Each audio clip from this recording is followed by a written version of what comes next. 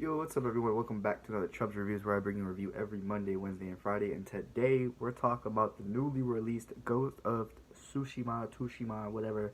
Uh, wow, what an experience! I already did an impressions video, which that video is pretty irrelevant now because this video is coming out, and this will be probably a longer video, so bear with me. But I love this game. Like, I'm obviously just gonna come out and say that. I don't know anyone that really doesn't like it so far, so I do recommend it already right off the bat if you've had any hesitations or drawbacks or whatever.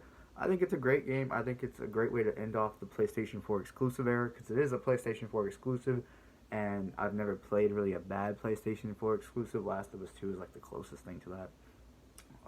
They just got the exclusives, and here's another one to add to the list of great exclusives on this console.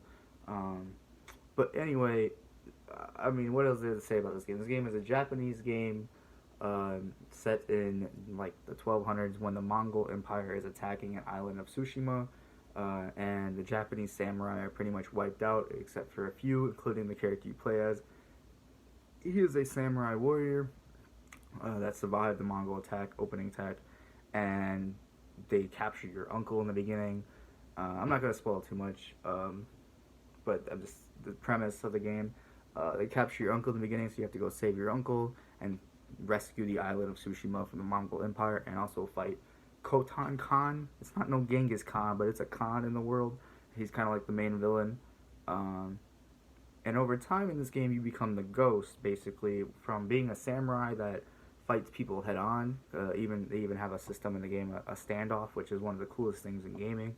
In which you walk up to an enemy base, say, bring out your strongest warrior. You enter like this cinematic kind of scene in which you hold down the triangle button and basically wait for the enemy to attack. They'll try to fake you out and stuff. And as soon as they move forward, you let go of the triangle button and cut them. And then another person will come at you and you cut them. Another person will come at you and you slowly, cinematically just wipe them out. And you can get some armor that puts that up to like 5 people. And it is a ton of fun and done very well.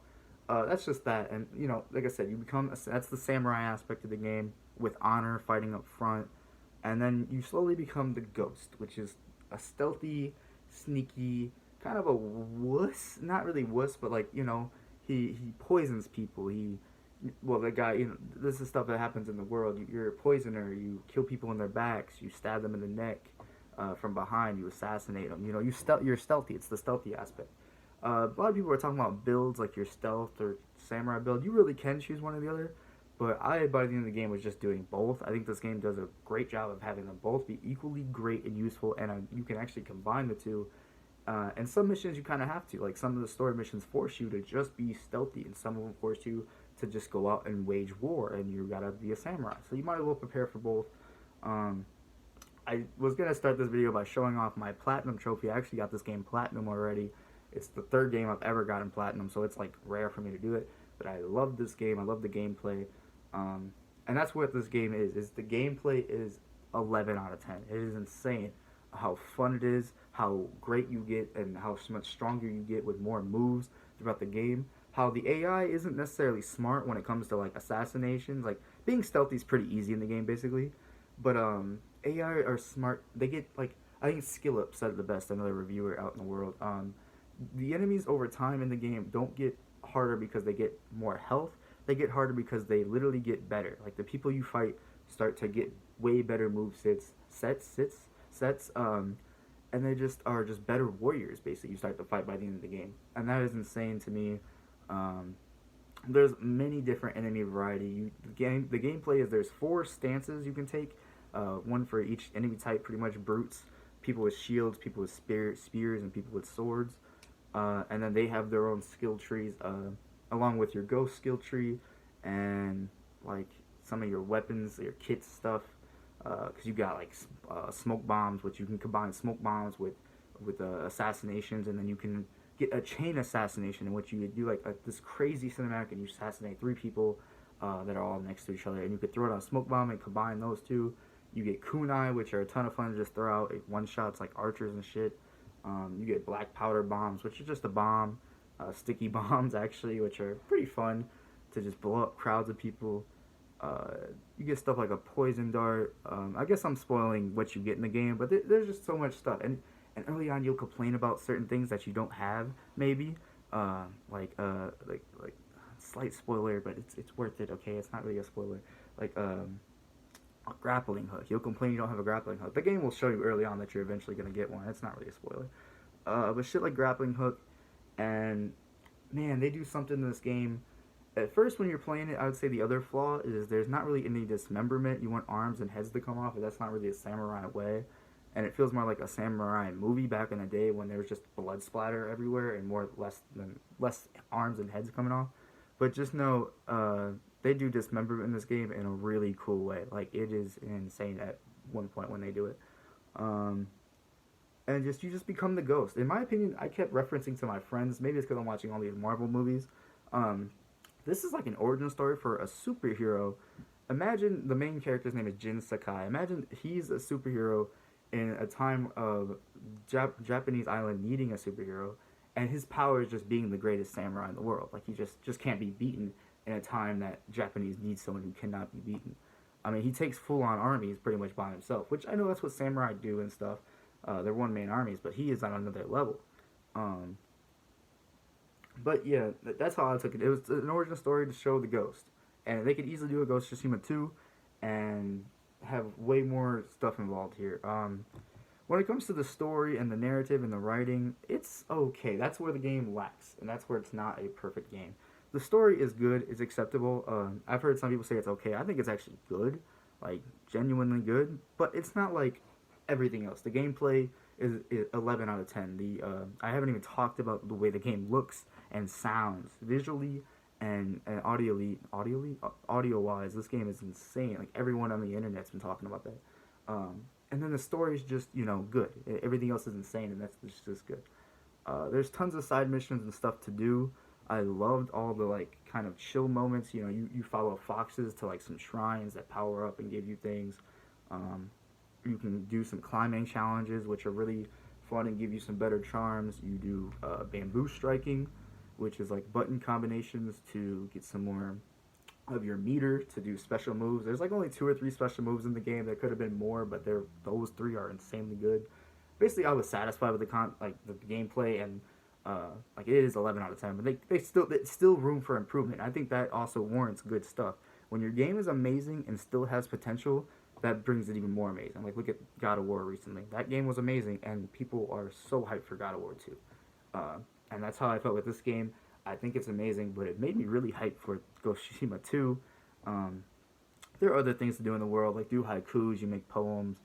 I think I said follow foxes. I did everything in this game. I hit every question mark ever, cleared out every camp. The game is kind of repetitive in the sense that missions are basically go kill people every single time or go get revenge every single time. But it's fun. Like it's a ton of fun. Some of the camps that I really love the layout and the map structure uh, of everything. The entire island nowhere looks the same. Like there's no copy and paste areas like Assassin's Creed. By the way, I will not be playing Assassin's Creed Valhalla. I thought about it. I'm not really Assassin's Creed fan because they're kind of the same ones. I'll play them eventually, but I won't be playing it on release because this game made like those look. It looks ass. Like that looks ass to me. Now look at Assassin's Creed Valhalla release gameplay and look at gameplay for this game. I just don't want to play Assassin's Creed now. Sorry to my Assassin's Creed fans. And Assassin's Creed can never do Japanese now. They can never go to that because this is the greatest Japanese game. One of my friends put it, and he's right. Wesley said, this fills a great market, like a great need in the community of gaming. We don't have Japanese samurai games anymore for some reason. Here's a perfect one, really. It will fulfill your need of a Japanese samurai game. The story, like I said, it just wasn't mind-blowing. And overall, like every mission is depressing. Every side mission, every story, it's all about the Mongols killing everyone's family, pretty much. And that makes you really want to kill the Khan, the main villain, and defeat the Mongols overall. So it's a good motivation. And the game itself, I could have traveled this whole island, and I did really. I collected everything I could. Like I said, the island is beautiful. It is the best graphics I've ever seen. I always put like Death Stranding up there. But this game beats that. Death Stranding beats this game in maybe soundtrack. This game did have a great soundtrack, but the audio design itself. My friend mentioning like how you can sheathe your sword, and the sounds of you like sheathing your sword is just perfect. Walking on wood and the hearing the cracks is perfect. All the leaves and wind blowing. That's the big thing about this game. There's no map. There's no HUD. There's a map, but there's no like map in the corner of your screen.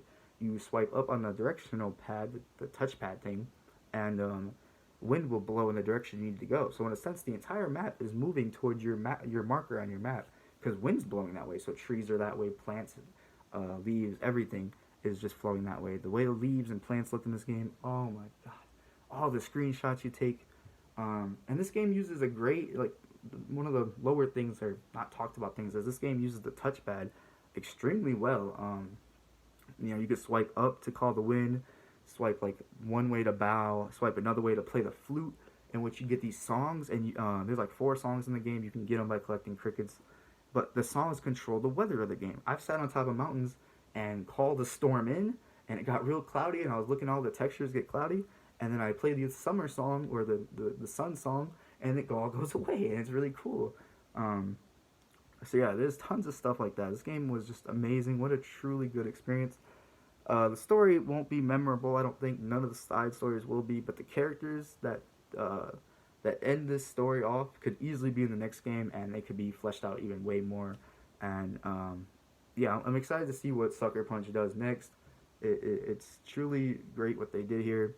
I 100% recommend this game.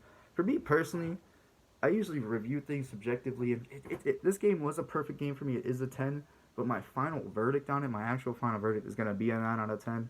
Like I said, it's kind of repetitive, but it's 100% acceptably repetitive, and the story just wasn't, like, captivating. Like, I don't know, it doesn't make me think, it doesn't make me emotional, it was just really cool for what it was, and predictable at times, but it was good. It was still good to me.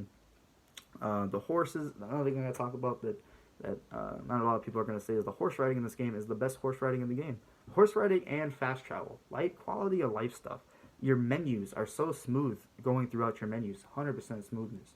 But fast travel, you can fast travel to any marker on the map, anything that you have been to, a fox den, a mission, a town, you can fast travel there later because you've been there. And the fast travel times are like boom, boom, boom. No matter how the distance is, it's so quick. That's why this game was so easy to platinum. I say I platinum this game like, woohoo, me. It was easy to platinum. Don't think it's really, like I said, I only have 3 platinum trophies. This was easy to platinum. Mainly because I could explore the world forever. Like, I could just ride my horse around forever because the horse was smooth. You don't hit anything. It's kind of like The Witcher, where you don't hit anything. You just kind of like bounce off of them or whatever. But without that stupid fear mechanic like that The Witcher had, where your horse gets scared.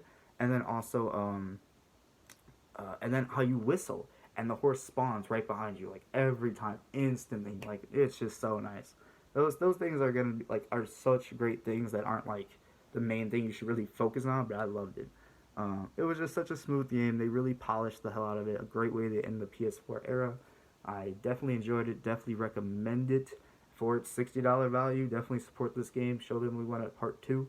The main character's acting, a lot of people didn't like it. He is kind of rather dry, and the game is very serious. There's like no jokes. There's one guy in the entire game that jokes, and he's probably my favorite character, Kenji. Not Genji, Kenji. But it's very serious. The main character, I did like him still, though, and he has a room to improve, just like the story itself. I didn't think he performed bad. I listened to it in English, didn't play it in Japanese, and I thought he was good.